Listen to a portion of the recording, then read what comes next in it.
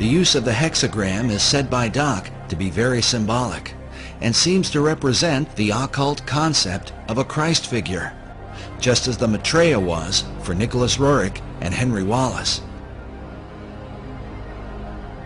But what Christ do they mean? Doc believes the pattern of hexagrams in the design of the dollar bill provides the clue.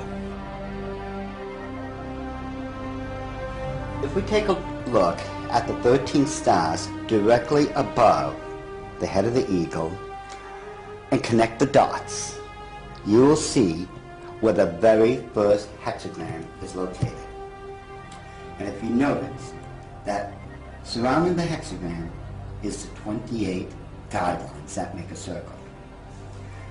Now, inside every single point, the 6 points, is a star. There are 6 of them. They surround now the 7 stars. Remember, 6 is the number of man, 7 is the number of God. Now, it is man that is surrounding God or is placed above God. If what Doc is saying is true, this could represent the person the Bible calls the man of sin, who opposes and exalts himself above all that is called God or that is worshipped.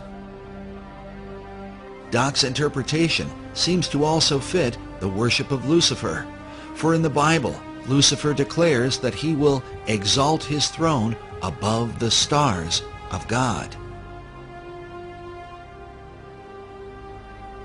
Next, Doc claims a second hexagram can be found by connecting the various points where the much talked about number 13 is represented. And don't try to tell me it's the 13 colonies. There are 13 stars above the eagle's head, 13 stripes in the shield, 13 leaves on the olive branch, 13 arrows in the eagle's talon, and then 13 letters in the phrase E pluribus unum, which makes for 2 points on either side of the eagle's head, for the 6 points total of the hexagram.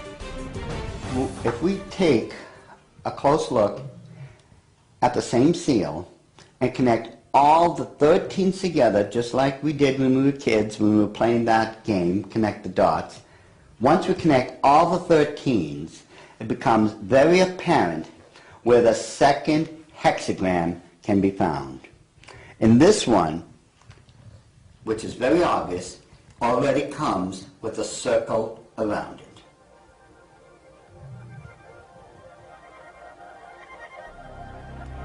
So this is the second hexagram here in figure 2. Yes. And then where's the third hexagram? The third hexagram can be found on the other part of the Great Seal. Again, connect all the 13 together, the 13 letters, the 13 steps in the pyramid, connect all this together. And you'll note with the circle that's already there, it forms the third hexagram.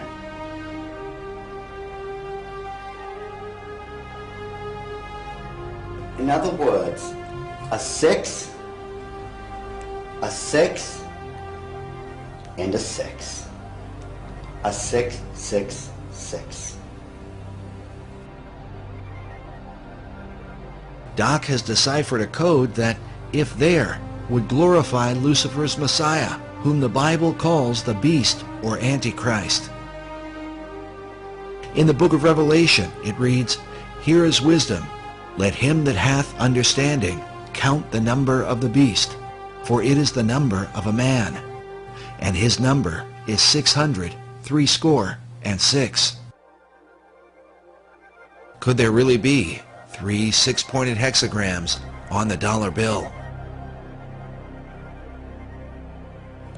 Once we start at the base of the pyramid, which is the foundation of all things, and follow the design of the hexagram itself, you're going to find out something very startling. We go from the M and follow the symbol all the way up to the A. The A cuts directly underneath the eye of Lucifer all the way to the S. The S connects all the way down. It goes in between the V and the I. It connects all the way to the O. And following the symbol, the O connects up and over along the symbol of the hexagram to the word N.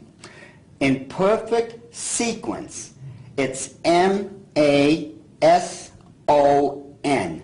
Mason. It's not what a lot of other people have espoused, that the symbol connects down to the M in seclorum and that the word is an anagram or something like that. Those people who are doing that obviously don't know what they're talking about, or they don't know how to plagiarize me correctly. Because the Order of the Illuminati have stated, and always will state, this is perfectly spelled out to be M-A-S-O-N, Mason. This points conclusively that the Masons have been involved in the Order of the Illuminati. This was back during the Council of Wilhelmsbad, which would have been July 16, 1782.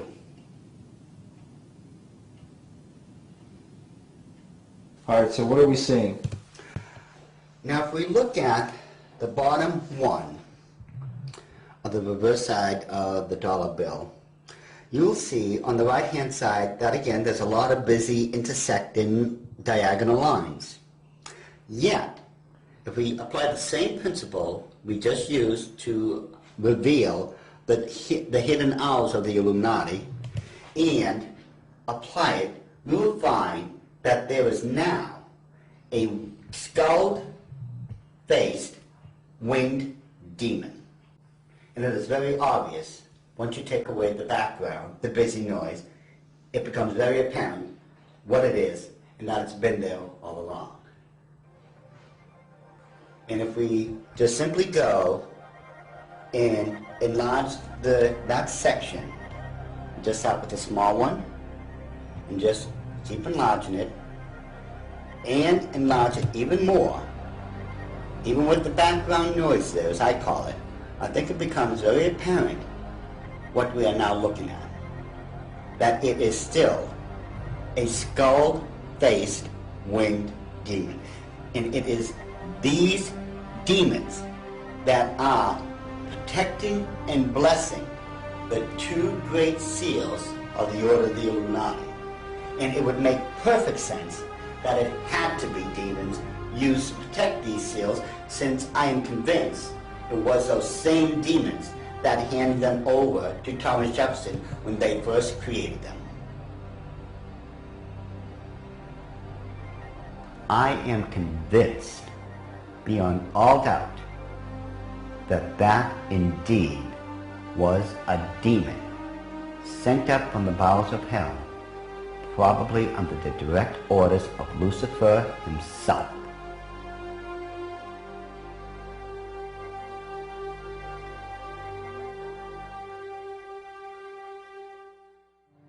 Doc Marquis makes it clear that he is no longer involved in the occult, and that since becoming a Christian, he has dedicated himself to warning others about the activities of the secret societies that worship Lucifer. I've been doing this now since the late 70s, when I first left the Order of the Illuminati, and that's when at that point I had become a born-again Christian. At that time, I realized what I had been doing all along. Maybe in my own way of trying to make up for what I had done, and I've done a lot of heinous things in this life, I begin to wonder if I'm not trying to make up or atone for some of those things I had done.